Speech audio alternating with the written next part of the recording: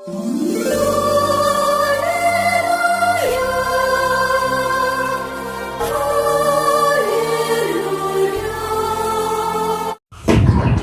కొరింథీ పత్రిక 10వ అధ్యాయము 1 నుంచి 5 వచనాలు. సహోదరులారా, ఈ సంగతి మీకు తెలియకుండుట నాకిష్టము లేదు.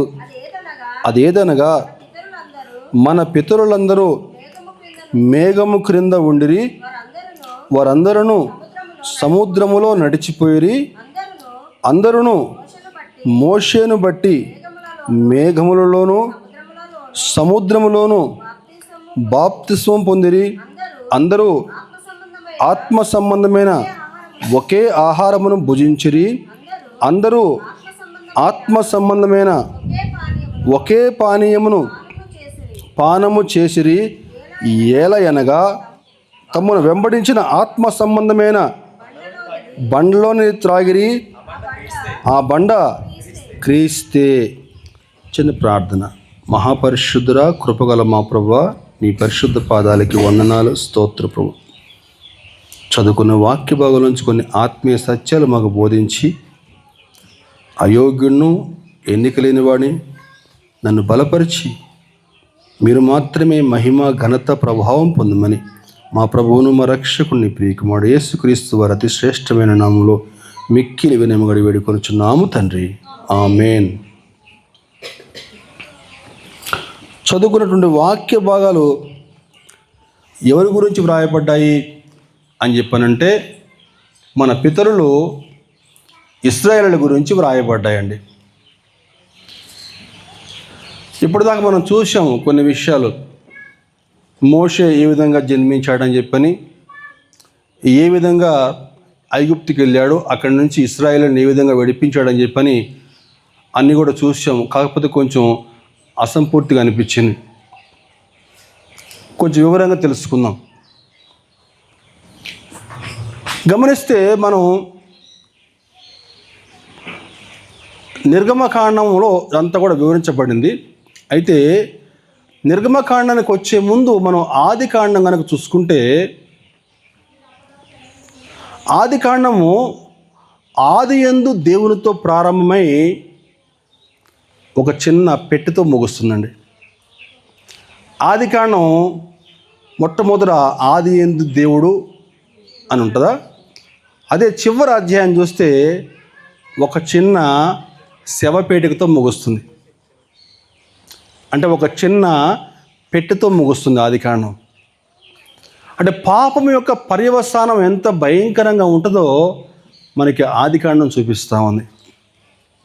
పాపం యొక్క పర్యవసానం ఎంత భయంకరంగా ఉంటుందో నోవహు కాలంలో జలప్రళయం మనకి కళ్ళగట్టినట్టు చూపిస్తుందండి. నాసికా రంధ్రములలో జీవవాయువు గల ప్రతి ఒక్క మనిషి, ప్రతి జంతువు కూడా, ఎవ్వరు కూడా ఏవి కూడా బతకలేదు ఒక నోవహు కుటుంబం తప్పించి. నోవహు కుటుంబం నుంచి మరలా సృష్టి చేయబడింది, అవును కదా? అందుకని ఆది యందు దేవునితో ప్రారంభమై చివరేముందండి, ఒక చిన్న పెట్టెతో ముగుస్తుందండి. కానీ అద్భుతంగా దేవుడు ఆ శవపేటిక నుంచే మానవుల యొక్క విమోచనకి ఒక కొత్త అధ్యాయం తెరదీశాడు. అదే నిర్గమకాండం. నిర్గమకాండము ఒక దేశం యొక్క జననానికి నిర్గమకాండం ప్రారంభమైంది. నిర్గమకాండం మనకి ఎన్నో శ్రేష్టమైన విషయాలు మనకు బోధిస్తూ ఉందండి. మనకి నిర్గమకాండం మనం మొట్టమొదటి అధ్యాయం చూస్తే సాతాను యొక్క దుష్టమైన పన్నాగం మనకు కనిపిస్తుందండి. అదేంటని చెప్పానంటే, ఫరో రాజు మగపిల్లలందరినీ కూడా చంపేయమని చెప్పని ఆజ్ఞ జారీ చేస్తాడు. ఎందుకంటే ఇశ్రాయేలు యొక్క జనాభా పెరిగిపోతూ ఉందని చెప్పని ఒక భయంకరమైనటువంటి కుట్రతోటి మగపిల్లలు బతకడానికి వీలు లేదని చెప్పని, ఆడపిల్లలు అయితే బ్రతకనియండి అని చెప్పని. సాతాను యొక్క దుష్టమైన పన్నాగం ఎప్పుడు కూడా అలాగే ఉంటుందండి. దేవుని యొక్క ప్రణాళికని భగ్నం చేయడమే వాడి యొక్క పరిస్థితి ఎప్పుడు కూడా. మనకి ఎస్తేరు కాలంలో కూడా అంతే.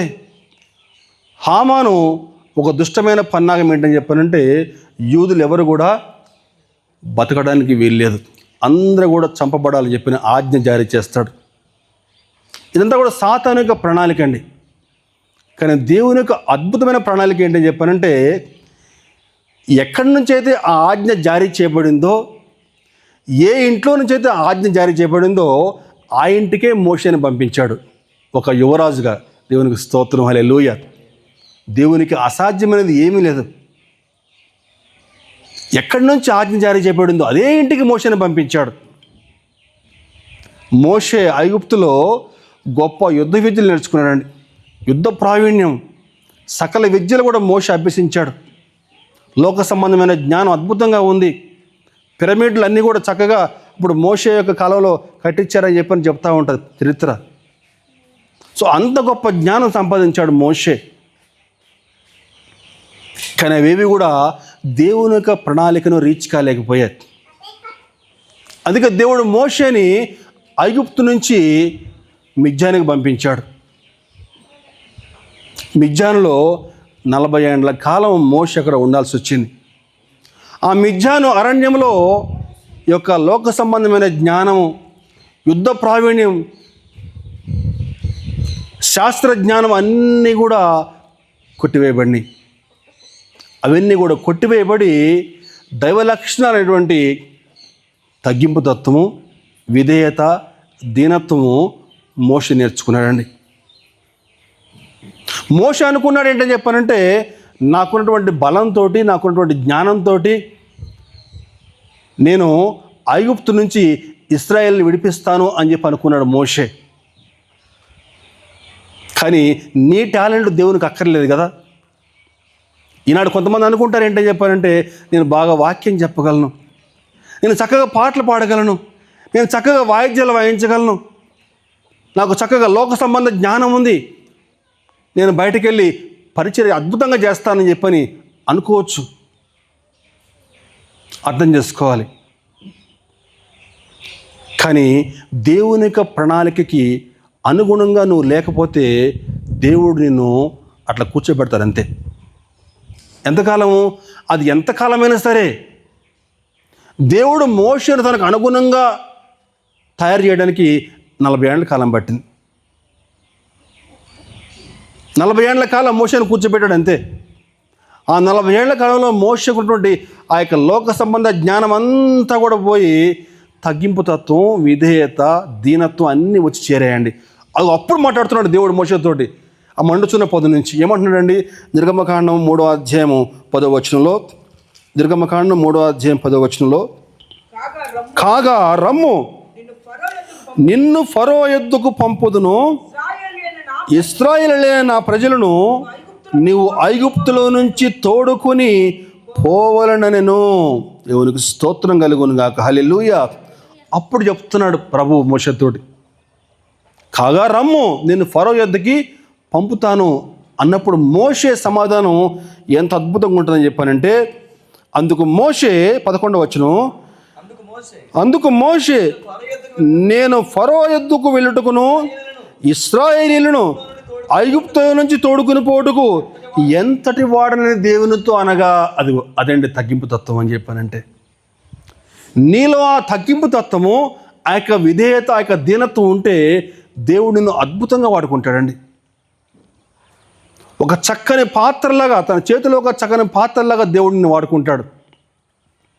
అంతకుముందు తన యొక్క ఆవేశంతో, బలంతో ఒక గుద్ది వాడిని చంపేసేసి నేను ఎలాగైనా సరే నేను చేస్తానని చెప్పి అనుకున్నాడు.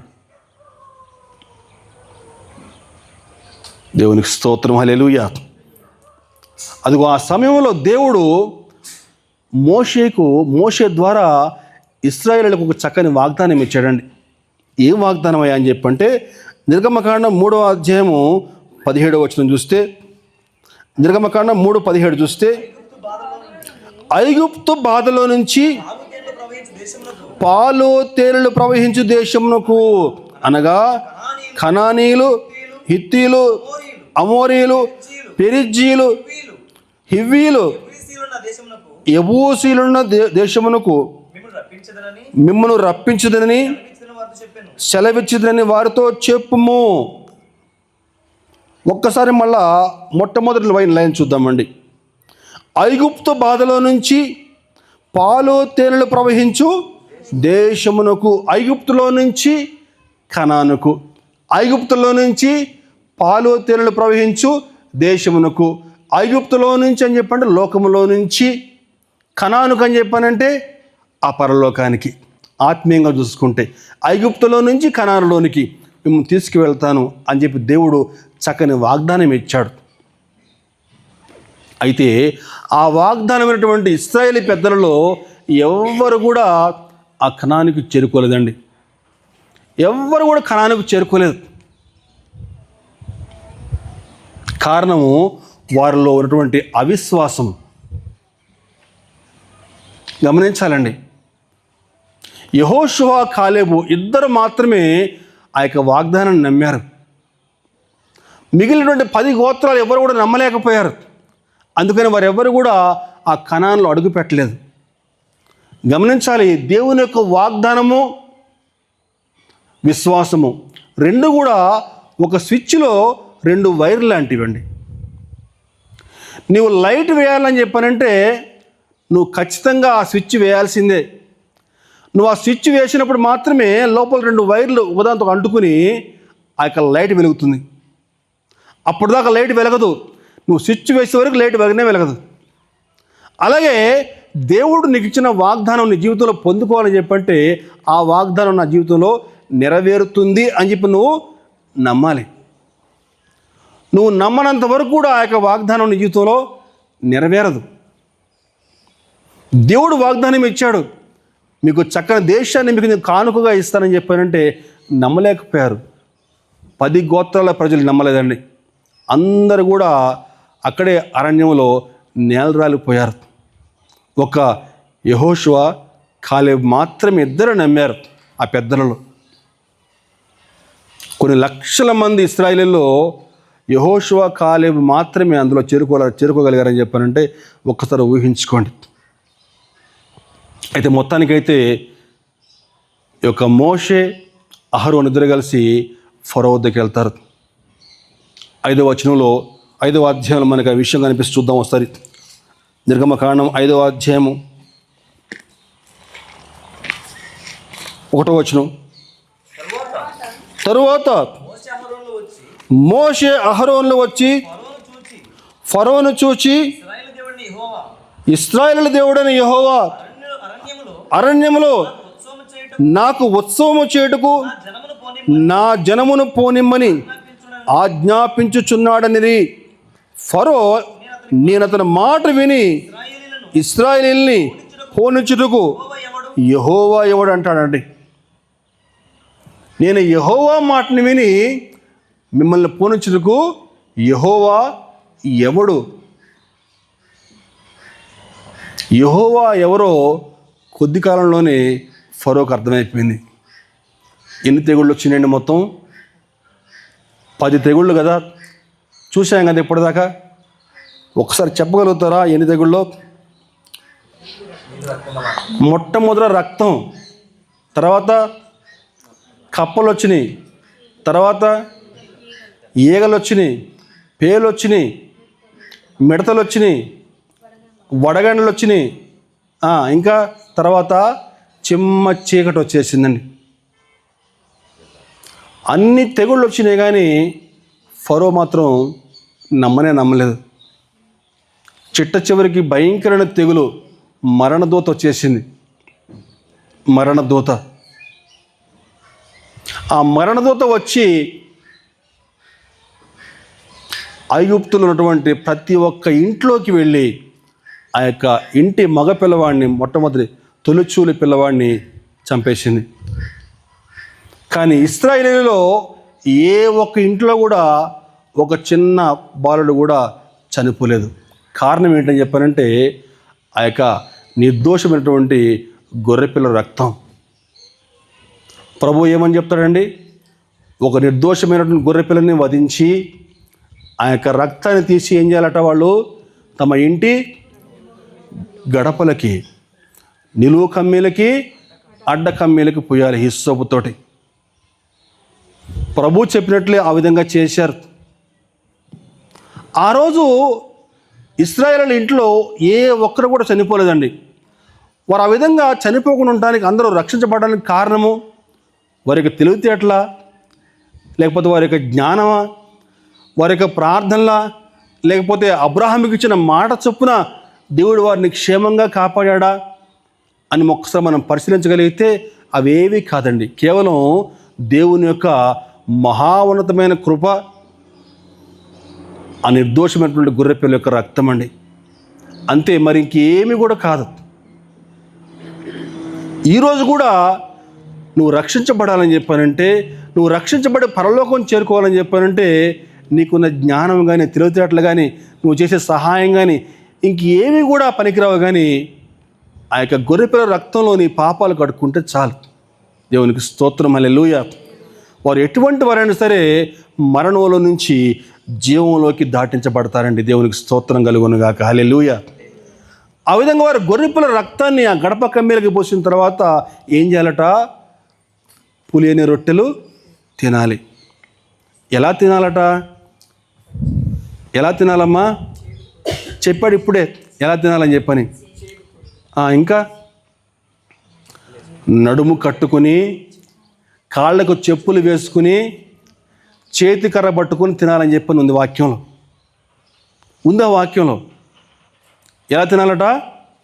మీ నడుము కట్టుకుని, కాళ్ళకి చెప్పులు వేసుకుని, కర్రలు చేత పట్టుకుని త్వరపడుచు తినాలటండి. చెప్పులు వేసుకుని ఎవరైనా పడుకుంటారా? ఎవరు పడుకోరు. కర్ర పట్టుకుని తింటారు ఎవరైనా? తినరు. ఎవరు కూడా కొంచెం ప్రశాంతంగా కూర్చుని తింటారు ఎవరైనా సరే. దాని అర్థం ఏంటని చెప్పానంటే, ఆ యొక్క గొర్రెపిల్ల రక్తం నువ్వు నీకు పాపాలు కడుక్కున్న తర్వాత యేసు ప్రభు ఎప్పుడు పిలిచినా సరే నువ్వు వెళ్ళిపోయేలాగా ఉండాలండి. అంత త్వరగా త్వరపడుచు తినాలని చెప్పానంటే, ప్రభువు ఎప్పుడు పిలిచినా సరే చిత్తం ప్రభువా అని చెప్పన్నట్లుగా మనం సిద్ధపడి ఈ లోకాన్ని వదిలి వెళ్ళేలాగా ఉండాలి. దాని యొక్క అంతరార్థం అదనమాట. అదిగో అంత త్వరగా తిని వారు ఆ రోజు బయటకు వచ్చేసారండి. దేవునికి స్తోత్రం, హల్లెలూయా. అయితే ఆ విధంగా వారు ఐగుప్తుల నుంచి బయటకు వచ్చిన తర్వాత ఎదురుగా ఎర్ర సముద్రం కనిపిస్తూ ఉంది. ఈ పక్క మూసుకుపోయింది, ఈ పక్క మూసుకుపోయింది. ఈ పక్కన పెద్ద పెద్ద పర్వతాలు, అరణ్యం ఉందట. వెనక చూస్తే ఫరో సైన్యం ఉంది, ముందు చూస్తే ఎర్ర సముద్రం ఉందండి. ఆ సమయంలో వారు ఒకే ఒక్క దిక్కు చూడాలి. అదే దిక్కు అని చెప్పారంటే ఆకాశం వైపు చూడాలి. కానీ వారు ఆకాశం వైపు చూడకుండా మోషే మీద సనగటం మొదలుపెట్టారు. అప్పుడు దాకా చక్కగా దేవుని స్తుతిస్తూ ఉన్నారు. కానీ ఒక్కసారిగా సమస్య రాగానే వారు సనగటం మొదలుపెట్టారు. మనకందరికీ తెలుసు, దేవుడు అద్భుతంగా మోషే తన యొక్క కర్ర దాపినప్పుడు ఎర్ర సముద్రం 2 పాయలుగా చీలిపోయింది. మనం చదువుకున్న వాక్య భాగం ఏంటని చెప్పానంటే, మన పితరులు చదువుకున్నాం కదా వాక్యం. ఇప్పుడు మన పితరులు చదువుదాం ఒక్కసారి. కొరింథీ పత్రిక 1 కొరింథీ. మన పితరులందరూ మేఘము క్రింద నడిచిపోయి, మన పితరులందరూ మేఘము కింద ఉండిరి, వారందరూ సముద్రములో నడిచిపోయి, మోషేను బట్టి మేఘములోను సముద్రములోను బాప్తిసం పొందిరి. అందరూ ఆత్మ సంబంధమైన భుజించిరి. గమనించాలండి, ఆ యొక్క ఎర్ర సముద్రము నీటి బాప్తిస్వానికి గుర్తుగా చెప్పబడింది. అలాగే ఉదయం పూట మేఘస్తంభము, రాత్రిపూట వారికి అగ్నిస్తంభము. పగటిపూట మేఘస్తంభం వల్లే, రాత్రిపూట అగ్నిస్తంభం వల్లే ప్రభు వారి తోడుగా ఉండి వారిని క్షేమంగా నడిపించాడు. మేఘస్తంభం అని చెప్పానంటే పరిశుద్ధాత్మ బాప్తిస్వానికి గుర్తుగా చెప్పబడింది. అలాగే అగ్నిస్తంభం అని చెప్పానంటే అగ్ని బాప్తిస్వానికి గుర్తుగా చెప్పబడిందండి. మన పితరులు నీటి బాప్తిసం తీసుకున్నారు, పరిశుద్ధాత్మ బాప్తిసం తీసుకున్నారు, అలాగే అగ్ని బాప్తిస్మం కూడా తీసుకున్నారండి. ఆ యొక్క ఎర్ర సముద్రం దాటిపోయారని చెప్పడానికి ఆ యొక్క ఆత్మీయ అర్థం ఇది. వారు నమ్మలేదు. ఎర్ర సముద్రం 2 పాయలు అవుతుందని చెప్పంటే వారు నమ్మలేదండి. అవిశ్వాసంతో వారు గొణిగారు. ఈ ఐగుప్తులో ఉంటేనే మేము బాగుండేది కదా ఏమన్నారు వాళ్ళు. ఆ మాటలు చూద్దాం ఒక్కసారి. నిర్గమకాండం 14వ అధ్యాయము 11, 12. అంతట వారు మోషేతో ఐగుప్తులో సమాధులు లేవని ఈ అరణ్యంలో చచ్చుటకు మమ్మను రప్పించిదివా, మమ్మను ఐగుప్తులో నుంచి బయటకు రప్పించి మమ్మను ఇట్లు చేయనేలా మా జోలికి రావద్దు, ఐగుప్తీలకు దాసుల మగుదమని ఐగుప్తులో మేము నీతో చెప్పిన మాట ఇదే కదా. మేము ఈ అరణ్యమందు చచ్చుట కంటే ఐగుప్తీలకు దాసుల మగుటయే మేలని చెప్పిరి. అంటే ఇశ్రాయేలు యొక్క అసలు రూపం బయటపడిందండి. ఈరోజు మనలో కూడా చాలామంది ఏంటని చెప్పారంటే కష్టాలు ఏమి రానంత వరకు అంతా కూడా చక్కగా మంచి విశ్వాసంగా ఉన్నట్టే ఉంటారు. కానీ కొంచెం కష్టము, కొంచెం శ్రమ రాగానే వారి యొక్క అసలు రూపం బయటపడుతుంది. ఏమంటారని చెప్పారంటే మా పాత జీవితం బాగుంది, ఇంతకుముందే మేము బాగుండేవాళ్ళం కదా, ఇంతకుముందు మేము హాయిగా ఉండేవాళ్ళం కదా, అప్పుడు ఏ బాధరబంధం లేకుండా జీవించేవాళ్ళం కదా అని చెప్పని మళ్ళా పాత జీవితం అయిపోవాలని చెప్పి ఆలోచన చేస్తూ ఉంటారు. ఇదిగో ఈ ఇశ్రాయేలీయులు, వాళ్ళకి మనకి పెద్ద తేడా ఏముంది చెప్పండి. అటువంటి వారు ఈనాడు మన క్రైస్తవ సమాజంలో అనేక మంది కనిపిస్తూ ఉన్నారు. కానీ దేవుడు అద్భుతంగా ఆ యొక్క ఎర్ర సముద్రం 2 పాయలుగా చేసి వారిని క్షేమకరంగా ఆ పొడినేరపై నడిపించాడు. ఆ యొక్క సముద్రం దాటిన తర్వాత దేవుడిని చక్కగా స్తుతించారండి. మనకి ఆ అధ్యాయం చూస్తే నిర్గమకాండం మనకి 14వ అధ్యాయం మనకు దాటిన తర్వాత 15వ అధ్యాయంలో మోషే యొక్క చక్కని కీర్తన మనకి ఏమంటే ఆ మిరియాము చక్కగా తంబుర పట్టుకుని వాయిద్యాలు వాయిస్తూ ఉంటే ఇశ్రాయేలీయులు చక్కగా దేవుణ్ణి స్తుతిస్తూ ఉన్నారు. అంత బాగానే ఉంది. కానీ కొద్ది దూరం పోయిన తర్వాత మళ్ళా అక్కడ తాగటానికి నీళ్ళు లేకపోతే మళ్ళా శనగటం మొదలైందండి. మ్యాథ్స్లో ఒక సైన్ వేవ్ ఉంటుందట. మ్యాథ్స్లో ఒక సైన్ వేవ్ ఉంటుంది. ఏంటని చెప్పానంటే ఇలా పైకి వెళ్ళి మళ్ళీ కిందకు వస్తుంది, ఒక సైన్ వేవ్ అనమాట. అంటే కష్టాలు ఏమి లేకుండా హాయిగా ఉన్నప్పుడు చక్కగా పైకి ఇలా వెళ్ళిపోతుంది సైన్. మళ్ళీ కష్టాలు శ్రమలు రాగానే ఒకసారి మళ్ళీ దన్మని కింద దిగిపోద్ది అనమాట. సో అలా ఉంది ఇశ్రాయేలీయుల యొక్క జీవితం. సముద్రం దాటిపోయారు, చక్కగా దేవుని చక్కగా నోరారా కూడా స్తుతించారు. మళ్ళీ దాటిన తర్వాత మళ్ళా శ్రమలు రాగానే మళ్ళా శనగడం మొదలుపెట్టారు. బాగా దప్పికేస్తే అక్కడ తాగుదామని చెప్పి నీళ్ళు కూడా అక్కడ మొత్తం కూడా చేదుగా ఉన్నాయండి. నీళ్లు చేదుగా ఉండేసరికి మళ్ళీ 15వ అధ్యాయం చూస్తే మనకి 15వ అధ్యాయము 24వ వచనం చూస్తే ప్రజలు మేమేమి త్రాగుదామని మోషే మీద సణుగు కొనగా వారు మోషే యెహోవాకు మొర్రపెట్టెను.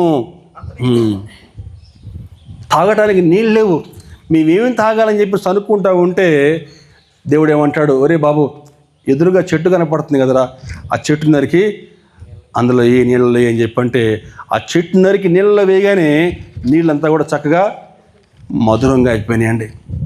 అయితే ఒక ప్రశ్న, ఆ చెట్టు అక్కడ నాటింది ఎవరండి? ఇంతకీ దేవుడే ఆ చెట్టు అక్కడ నాటాడండి. దేవునికి తెలుసు కొన్ని వందల ఏళ్ల తర్వాత తన బిడ్డలు అక్కడికి వస్తారని చెప్పని తెలుసు. ఆ నీళ్ళు అక్కడ చేదుగా ఉన్నాయని చెప్పిన అక్కడ ఖచ్చితంగా ఆ విధంగా గొణుగుతారని తెలుసు. అందులో ఎంత అర్థం ఉందో తెలుసా అండి? సమస్య వచ్చినప్పుడు గమనించాలండి, సమస్య వచ్చినప్పుడు కొన్నిసార్లు నీకు సమస్య రాకముందే నీకు పరిష్కారం సిద్ధం చేసి పెడతాడు. కొన్నిసార్లు సమస్య వచ్చిన తర్వాత నీకు పరిష్కారం చూపిస్తాడు ప్రభు.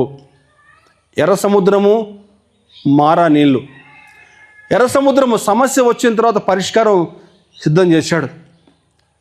అదే ఆ నీళ్లు చేదుగా ఉంటే చెప్పానంటే సమస్య రాకముందే పరిష్కారం అక్కడ సిద్ధం చేసి పెట్టాడండి. అయితే నువ్వు విశ్వాసంతో దేవుడు నువ్వు ఆ యొక్క ఆశీర్వాదం పొందుకుంటున్నావా లేదా అనేది నీపైన ఆధారపడి ఉంటుందండి. దేవుడు తప్పకుండా సహాయం చేస్తాడు. కొన్నిసార్లు సమస్య రాకముందే నీకు అక్కడ చక్కని పరిష్కారం అక్కడ సిద్ధం చేసి పెడతాడండి. అయితే ఆ యొక్క మారా నీళ్లు మధురంగా మారిన తర్వాత మరికొద్దికి దూరం ముందుకు పోయిన తర్వాత మళ్ళా తాగడానికి నీళ్ళు మళ్ళా సనగడం మొదలుపెట్టారు. వారి యొక్క జీవితం అంతా కూడా దేవుని యొక్క ఆశీర్వాదాలు పొందుకోవటము, చక్కగా దేవుని యొక్క ఆశీర్వాదాలు పొందుకోవటము, మళ్ళా కష్టం రాగానే మళ్ళా సనగటమేనండి. ఇశ్రాయేలు యొక్క జీవితం నేటి మన జీవితాలకు చక్కగా సాదృశ్యంగా సరిపోద్దండి. కష్టాలు శ్రమలు రాకుండా ఉంటే అంతా ఓకే, కానీ శ్రమలు కష్టాలు వచ్చినప్పుడు మనం దేవుడిని ఏ విధంగా దేవునిపైన ఆధారపడుతున్నామో లేదనేది చాలా ప్రాముఖ్యమైందండి. అక్కడ కూడా చూసుకుంటే మనకి 17వ అధ్యాయం చూద్దామండి. 17వ అధ్యాయం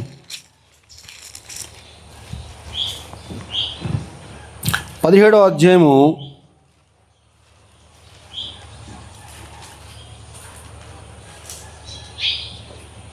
2వ వచనం.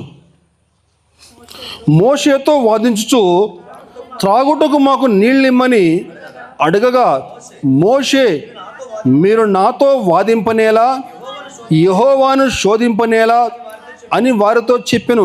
అక్కడి ప్రజలు నీళ్లు లేక దప్పికొని మోషే మీద సణుగుచు, ఇదెందుకు? మమ్మును, మా పిల్లలను, మా పశువులను దప్పి చేత చంపుటకు ఐగుప్తులో నుంచి ఇక్కడికి తీసుకొని వచ్చితిరనిరి. ఏం మాటలు మాట్లాడుతున్నారండి? ఒక్కసారి మనం ఆలోచన చేద్దాం. ఐగుప్తులో ఆ యొక్క శ్రమలు భరించలేక, ఆ కష్టాలు భరించలేక, ప్రభువా మమ్మల్ని విడిపించు ప్రభువా అని చెప్పిన వారు దేవునికి మొర పెడితే వారి మొరలు ఆకాశానికి అంటివని చెప్పిన వాక్యం సెలవిస్తూ ఉంది. వెట్టి చాకరీ చేయించారు. ఎంత భయంకరమైన చాకరీ అని చెప్పానంటే కనీసం జీతం కూడా ఇచ్చేవాళ్ళు కదట. అందుకే ప్రభు ఆ ఐగుప్తు నుంచి బయటకు వచ్చేస్తూ ఉంటే ఏమంటాడు ప్రభు? మీరు ప్రతి ఒక్కరి దగ్గర నుంచి మీరు బంగారము, వెండి, వస్త్రములు అడిగి తీసుకోనండి. ఎందుకని ప్రభు విధంగా చెప్పండి. ఎందుకని చెప్పండి? వాళ్ళకి కనీసం జీతం కూడా ఇవ్వలేదండి. వాళ్ళకి 430,000 పాటు జీతం లేకుండా పని చేయించుకున్నారు వాళ్ళతోటి. దేవుడు అన్యాయస్తుడు కాదు. దేవుడు మా మొర్ర ఆలకించలేదే అని చెప్పని మీరు ఈరోజు బాధపడుతున్నారేమో, కానీ దేవుడు తప్పకుండా మీ యొక్క ప్రతి మొర్ర, ప్రతి విన్నపం కూడా ఆలకిస్తాడు. కానీ సమయం రావాలి. అందుకని ప్రభువు అక్కడి నుంచి బంగారము, వెండి, వస్త్రములు అడిగి తీసుకోని చెప్పానంటే ఆ జీతం అంతా కూడా ప్రతి ఒక్కరు కూడా పొందుకుని సంతోషంగా, తృప్తిగా వాళ్ళు బయటకు వచ్చారు.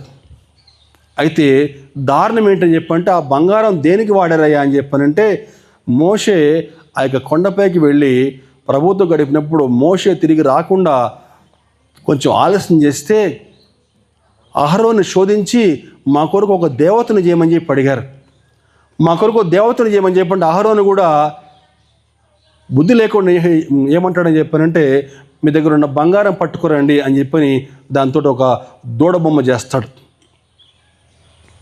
ఆ దూడను చూసి ఐగుప్తులోంచి మమ్మల్ని విడిపించినటువంటి దేవత ఇదే అని చెప్పని దానికి సాగలిపడి మొక్కి దాని చుట్టూ కూడా నాట్యం ఆడుతూ ఉంటారు. భయంకర జీవితం అండి. దేవుడు మనకిచ్చిన ఆశీర్వాదాలు మనం ఏ విధంగా ఉపయోగిస్తూ ఉన్నాం? ఇశ్రాయేలు యొక్క జీవితం నేటి మన యొక్క జీవితానికి ఖచ్చితంగా సాదృశ్యంగా ఉంటుంది. మారా నీళ్లు మధురంగా మారిపోయినాయి. కొద్ది దూరం పోయిన తర్వాత మళ్ళా తాగటానికి నీళ్ళు అని చెప్పి శోధిస్తూ ఉంటే ఎదురుగా ఒక బండ కనిపిస్తుంది. ప్రభువు చెప్తాడు ఏమంటే చెప్పంటే, నేను ఆ బండకు ఎదురుగా నుంచుంటాను. 6వ వచనం 17:6 ఇదిగో అక్కడ హోరేబులోని బండ మీద నేను నీకు ఎదురుగా నిలిచెదను. నీవు ఆ బండను కొట్టగా ప్రజలు త్రాగుటకు దానిలో నుండి నీళ్లు బయలుదేరినని మోషేతో సెలవీగా. చాలండి. నీళ్లు బయలుదేరినని అనే మాట మనం ఒకసారి జాగ్రత్తగా అర్థం చేసుకుంటే, నీళ్లు బయలుదేరినని. ఎన్ని నీళ్ళు కావాలండి అక్కడ తాగటానికి? ఏమండి, ఒక చిన్న ట్యాప్ సరిపోద్దా? ఎంతమంది అండి అక్కడ మొత్తం వచ్చింది? ఒక్కసారి చెప్తారా ఎంతమంది వచ్చారో? ఏమండి, 6 లక్షల కాలువలము. ఇక్కడ మనకి అందులో ఒక చిన్న బండ చూపించాడు, కానీ 6 లక్షల కాల్బలం అంటే నడిచేవారు 6 లక్షల మంది. మరి స్త్రీలు, మరి పిల్లలు ఎంతమంది ఉంటారు? దగ్గర ఒక అంచనా ప్రకారము 20 లక్షల పైగా ఉండతారు ఒక అంచనా అండి. మరి ఆ 20 lakhs మెంబర్స్కి తాగడానికి నీళ్ళు అని చెప్పారంటే ఎంత వాటర్ వచ్చి ఉండాలి చెప్పండి. ఏమండి, ఒక పెద్ద నదీ ప్రవాహం ఉంటే కానీ సరిపోదు. మోషే ఆ బండను కొట్టగా నీళ్లు విస్తారంగా ప్రవహించినట్టండి. ప్రజలు సమృద్ధిగా ఆ నీళ్లు తాగారు. కానీ గమనించాలి, చక్కగా సమృద్ధిగా ఆ నీళ్లు తాగిన తర్వాత మనకి 1-2 వచనాలు ముందుకు తిరిగితే అక్కడేముందని చెప్పారంటే, అమాలేకీయులు వారిపైకి యుద్ధానికి వచ్చారని చెప్పి ఉందండి. ఉందమ్మా? తర్వాత అమాలేకీయులు వచ్చి రెఫీదీములో ఇశ్రాయేలులతో యుద్ధము చేయగా. ఈ మాటలో గొప్ప అర్థం దాగి ఉందండి. గమనించాలి, దేవుని ఆశీర్వాదాలు పొందుకున్న అనంతరము శత్రువు నీపై దాడి చేయడం సిద్ధంగా ఉంటాడండి. ఆత్మ సంబంధమైన ఆశీర్వాదాలు పొందుకున్న అనంతరము శరీరం నీపై దాడికి సిద్ధంగా ఉంటుంది. అమాలేకు అని చెప్పానంటే శరీరానికి సాదృశ్యంగా చెప్పబడింది. అమాలేకు అని చెప్పండి శరీరం. ఆత్మ సంబంధమైన ఆశీర్వాదాలు పొందుకున్నారు. బండను కొట్టగా బండ నుంచి సమృద్ధిగా నీళ్లు ప్రవహించే, చక్కగా సమృద్ధిగా తాగారు. కానీ ఇమ్మీడియట్ ఆ తాగిన వెంటనే అమాలేకులపై వీళ్ళెల్లా వాళ్ళ యుద్ధానికి వచ్చారు. దాని అర్థం ఏంటని చెప్పంటే, ఆత్మ సంబంధమైన ఆశీర్వాదాలు పొందుకున్న అనంతరము శరీరం నీపై ఎప్పుడు కూడా దాడికి సిద్ధంగా ఉంటుందండి. ఎప్పటిదాకా సిద్ధంగా ఉంటుంది? శరీరం నీపై ఎప్పటిదాకా యుద్ధం చేస్తూ ఉంటుంది అని చెప్పానంటే, తరతరముల వరకు యుద్ధం అనేను. అమాలేకీయులు యెహోవాపైకి విరోధముగా చేయెత్తిరి గనుక యెహోవాకు తరతరములకు యుద్ధమనేను. తరతరములకు యుద్ధమని చెప్పానంటే, మనం ఈ లోకాన్ని విడిచి వెళ్ళేంత వరకు మన శరీరం మన పైకి దాడి చేస్తూనే ఉంటుంది. నువ్వు ఈ లోకాన్ని విడిచి వెళ్ళేంత వరకు కూడా నీ శరీరం నీతో యుద్ధం చేస్తూనే ఉంటుందండి. ఆ శరీరాన్ని నువ్వు ఏ విధంగా జయించాలి? ఆనాడు యెహోషువ కింద ఖడ్గంతో యుద్ధం చేస్తూ ఉన్నాడు. మోషే పైన చేతుల పైకెత్తి నుంచున్నాడు. నువ్వు కూడా యెహోషువ వలె ఆ యొక్క ఖడ్గం చేత పట్టుకుని మోషే వలె నీ చేతులు పైకి లేపితేనే నువ్వు ఆ శరీరాన్ని జయించగలవు. లేకపోతే నువ్వు ఆ శరీరం జయించలేవు.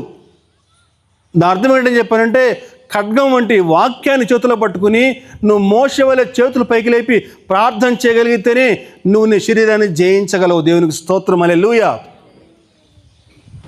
నువ్వు ఆ విధంగా ఖడ్గం చేత పట్టుకుని నువ్వు ప్రార్థన చేయకపోతే, చేతులు పైకి లేపకపోతే నువ్వు యొక్క శరీరాన్ని జయించలేవు. అమాలేకు నీపై దాడి చేస్తుంది. అందుకే మోషే చేతులు పైకి లేపినప్పుడేమో ఇశ్రాయేలులు అమాలేకులను జయించారు. అలసిపోయే చేతులు దింపినప్పుడు ఇశ్రాయేలులు ఓడిపోయారు. అప్పుడు అహరోను హూరు ఇద్దరు కూడా ఈ చేయి ఆ చేయి ఒకరు పట్టుకుని పైకి లేపి పట్టుకున్నారు. కాబట్టి నువ్వు కూడా యెహోషువ వలె ఖడ్గం పట్టుకోవాలి. వాక్యం తెలిసి ఉండాలి. వాక్యాన్ని వినాలి. వాక్యాన్ని అర్థం చేసుకోవాలి. వాక్యాన్ని అన్వయం చేసుకోవాలి జీవితంలో. వాక్యం నీకు అర్థం కానంత వరకు, ఈ వాక్యం చదవనంత వరకు ఉపయోగం లేదు. వాక్యాన్ని అర్థం చేసుకోవాలి. వాక్యాన్ని చదవాలి. వాక్యాన్ని చదువుతూ ఉండాలి. చదివిన తర్వాత ఏం చేయాలి? కొద్దిసేపు దేవునితో మాట్లాడాలి, ప్రార్థన చేయాలి. ఆ విధంగా ప్రార్థన చేస్తే మన జీవిత సమస్యలకి ఒక పరిష్కారం ప్రభువు చూపిస్తాడు. ఆ విధంగా కనుక నువ్వు చేయకపోతే నువ్వు జీవించున్నావు అన్న పేరు మాత్రం ఉంది, కానీ నువ్వు మృతుడవే అని చెప్పని ఉంటుందండి. ఊరికి పేరుకు మాత్రం జీవిస్తావు అంతే, నీలో ఉన్న ఆత్మ ఎప్పుడో చచ్చిపోయి ఉంటుంది.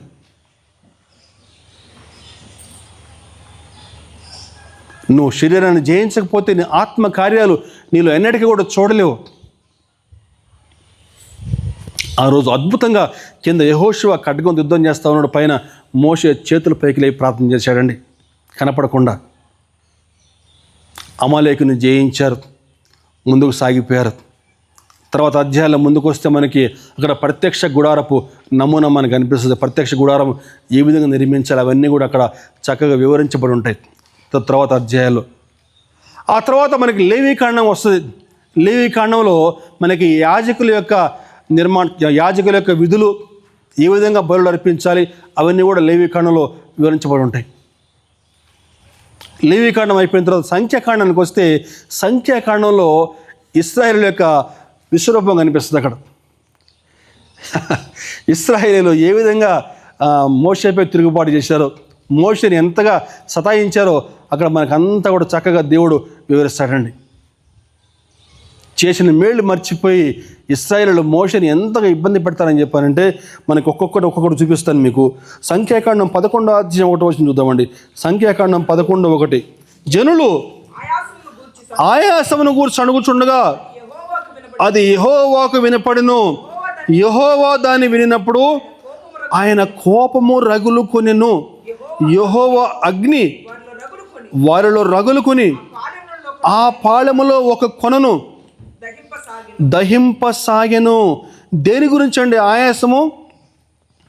దేని గురించి అండి ఆయాసము తెలుసా? దేని గురించో 4వ వచనం చూస్తే వారి మధ్యనున్న మిశ్రిత జనము మాంసాపేక్ష అధికంగా కనపరచగా, మాకు మాంసం తినాలని ఉంది, మాకు ఇక్కడ మాంసం లేదు, మాకు పద్దాకి ఈ మన్నానేనా, ఇంకా వేరే ఇంకేం లేదా, మాకు మాంసం కావాలా అని చెప్పని వాళ్ళు అడుగుతూ ఉన్నారట.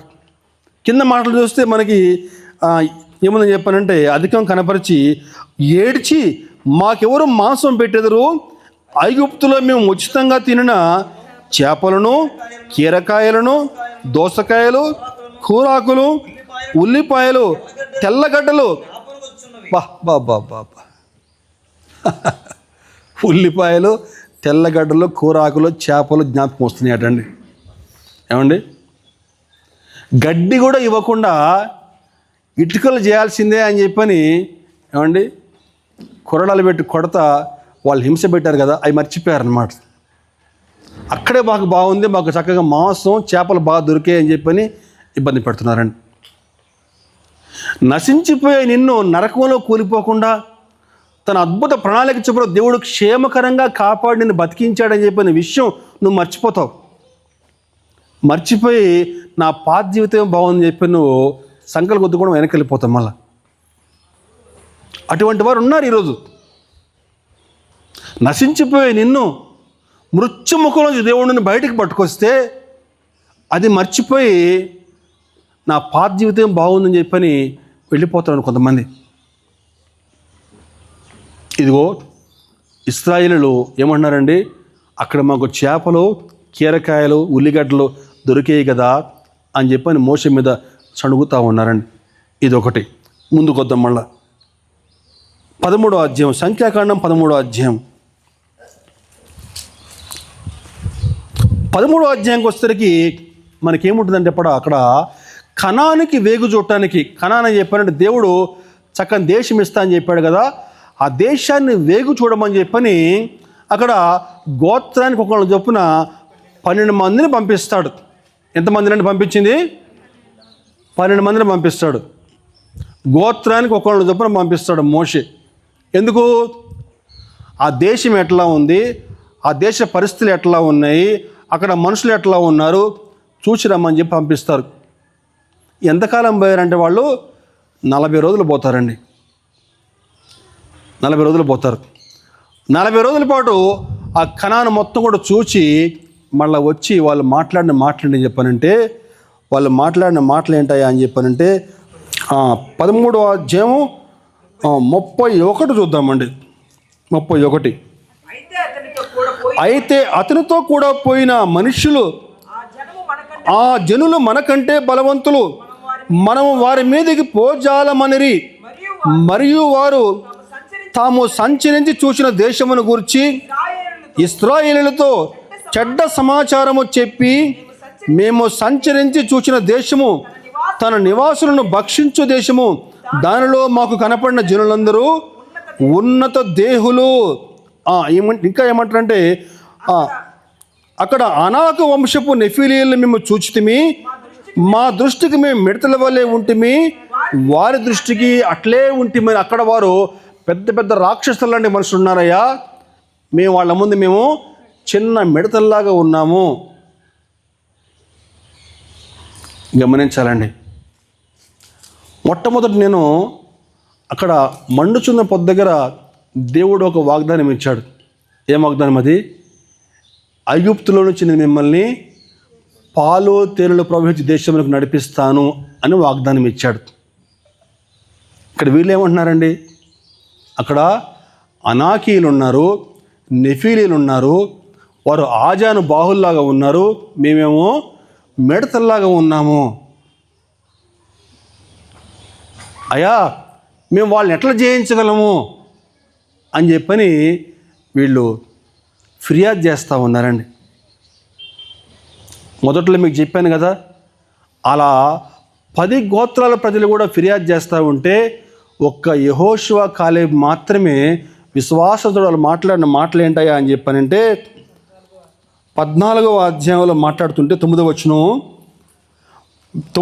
14:9 అండి.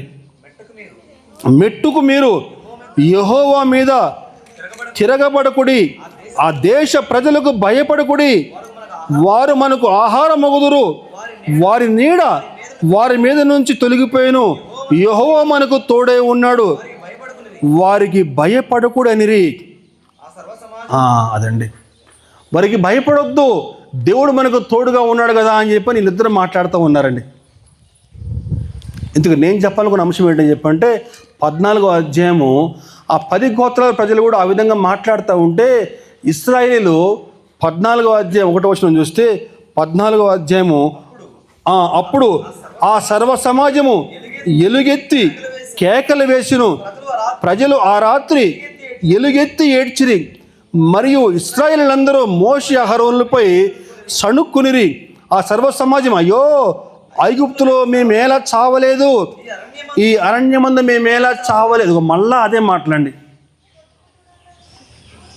ఈరోజు మీకు ఒక విషయం చెప్పాలనుకుంటున్నాను. ఇశ్రాయేలు ఎన్నిసార్లు సణిగారో.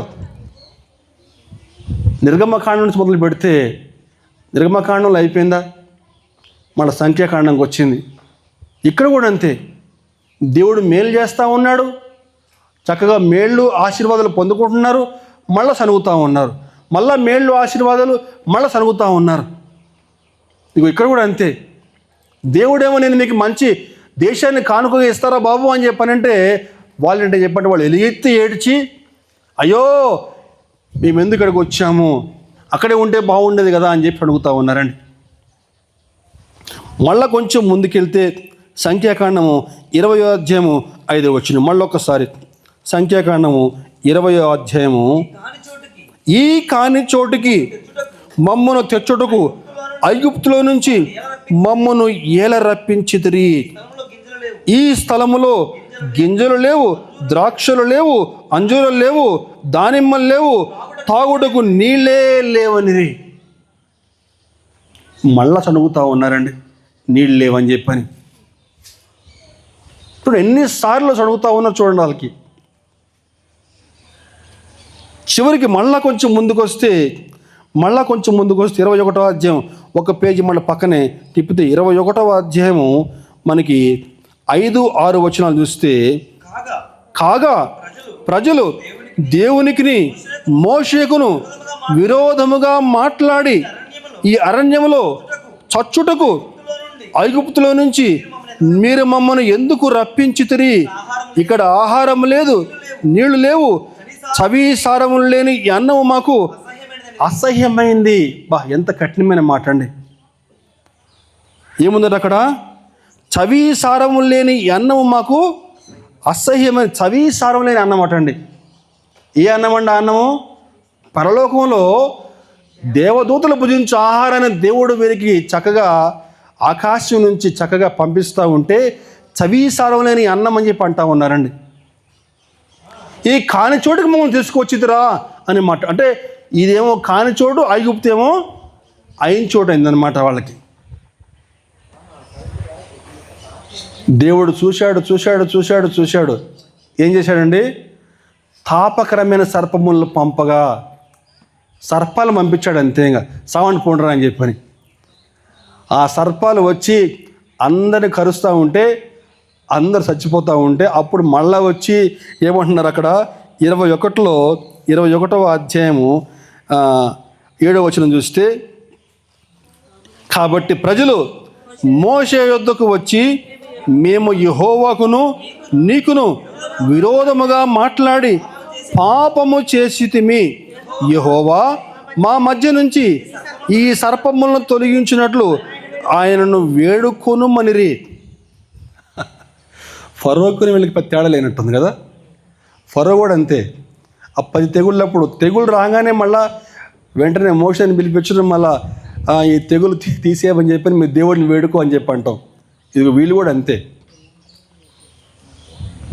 పాములు వచ్చి కరుస్తూ ఉంటే అప్పుడు మళ్ళీ మోషే వద్దకు పోయి బతిలాడుతూ ఉన్నారు, ఈ తెగులు పంపించు మోషే అని చెప్పని, మేము పాపం చేసామని చెప్పని. అప్పుడు దేవుడు ఏమంటాడని చెప్పానంటే, పావులను అయితే పంపించలేదు కానీ అక్కడి నుంచి ఏమంటాడు, ఒక ఇత్తడి సర్పం చేయించి ఒక స్తంభం మీద నిలబెట్టమని చెప్పాడు. చూసాం కదా ఇప్పుడు ఆ యొక్క స్తంభం మీద ఇత్తడి సర్పం పెట్టినప్పుడు ఆ యొక్క ఇత్తడి సర్పం ఎవరైతే చూస్తారో అందరూ కూడా బతుకుతారండి. నిదానించి చూసిన వాడు బతుకుతారు. అందులో గొప్ప అర్థం దాగి ఉందండి. యోహాను సువార్త 3వ అధ్యాయంలో ప్రభువు నికోదేముతో మాట్లాడిన మాటలు జ్ఞాపకం చేసుకో. యోహాను సువార్త 3వ అధ్యాయంలో ప్రభువు ఆ మాటలు మాట్లాడుతున్నాడండి. 14వ వచనం, 3వ అధ్యాయం 14వ వచనం. అరణ్యములో మోషే సర్పమును ఎలాగో ఎత్తునో అలాగే విశ్వసించు ప్రతివాడు నశింపక ఆయన ద్వారా నిత్య జీవం పొందినట్లు మనుష్య కుమారుడు ఎత్తబడవలెను. దేవునికి స్తోత్రం కలుగును. గట్టిగా దేవునికి మహిమపడతామండి. హల్లెలూయా. ఆ రోజు ఆ యొక్క స్తంభం మీద ఆ యొక్క ఇత్తడి సర్పం ఎందరైతే చూసి బతికారో, ఆ ఎత్తబడినటువంటి ఆ యొక్క మనుష్య కుమారుణ్ణి, ఆ ప్రభువుని ఎవరైతే నిదానించి చూస్తారో ఆ శిలువ పైన, వారందరూ కూడా నశింపక నిత్య జీవం పొందినట్లు దేవుడు ఆశీర్వాదం ఇచ్చాడండి. దేవునికి స్తోత్రం. ఈ విధంగా ఇశ్రాయేలీయులు ఆ విధంగా మాటికి ఆ విధంగా చేయడానికి ప్రధానమైన కారణం ఏంటండి? ప్రధానమైన కారణం ఏంటి చెప్పగలరా? ఇశ్రాయేలీయులు ఆ విధంగా మాటికి ఆ విధంగా తిరగబడడానికి ప్రధానమైన కారణం ఏంటి? మొట్టమొదటి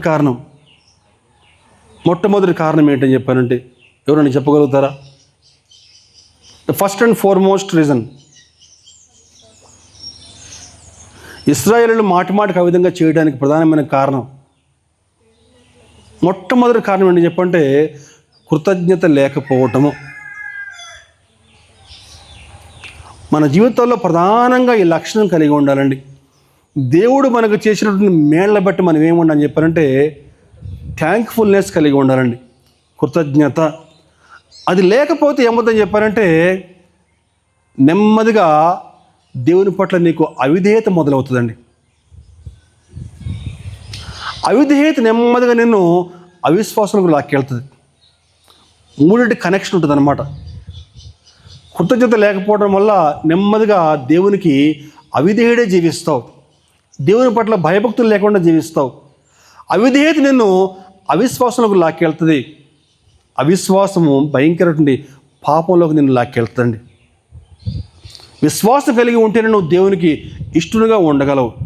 విశ్వాసం లేకపోతే నువ్వు దేవునికి ఇష్టడుగా ఉండలేవు. ఇదిగో ఇశ్రాయేలీయులు థ్యాంక్ఫుల్నెస్ లేదు. దేవుడు ఎన్నో మేలు చేశాడు. ఎంత అద్భుతంగా ఐగుప్తులో నుంచి విడిపించాడండి. 430 ఏళ్ల పాటు బానిసత్వంలో మగ్గిపోతూ ఉంటే అక్కడి నుంచి నడిపించాడు. ఏ మాత్రం కూడా ఆ యొక్క థ్యాంక్ఫుల్నెస్ లేదు. స్టిల్ ఈనాటికి కూడా వారు ప్రభు పైన పూర్తిగా విశ్వాసం ఉంచలేకపోతూ ఉన్నారండి. ఈనాడు మన జీవితాలు ఎలా ఉన్నాయి? దేవుడు మన జీవితంలో చేసిన మేలు బట్టి దేవుని పైన పూర్తి నమ్మకం కలిగి జీవించగలుగుతున్నామా? చిన్న కష్టం వస్తే, చిన్న శ్రమ వస్తే మందిరం మానేస్తాము. చిన్న కష్టం వస్తే, శ్రమ వస్తే నా పాత జీవితం బాగుంది కదా అని చెప్పని పాత జీవితం వరకు మళ్ళీ తిరిగి మళ్ళటానికి మళ్ళీ ప్రయత్నం చేస్తూ ఉంటాం. దయవుంచి పరిశీలన చేసుకుందామండి. దేవుడు ఎంత ప్రేమమేడో, ఆ దేవుని యొక్క ప్రేమ చొప్పున, దేవుని యొక్క విస్తారమైన కృప చొప్పున ఈరోజు మనం సజీవ లెక్కలో ఉన్నామని వాస్తవం గ్రహించి దేవునికి మరింత మహిమకరంగా ముందుకు సాగాలని చెప్పని కొద్ది మాటలు ముగిస్తూ ఉన్నాను. దేవునికి మహిమ కలుగును.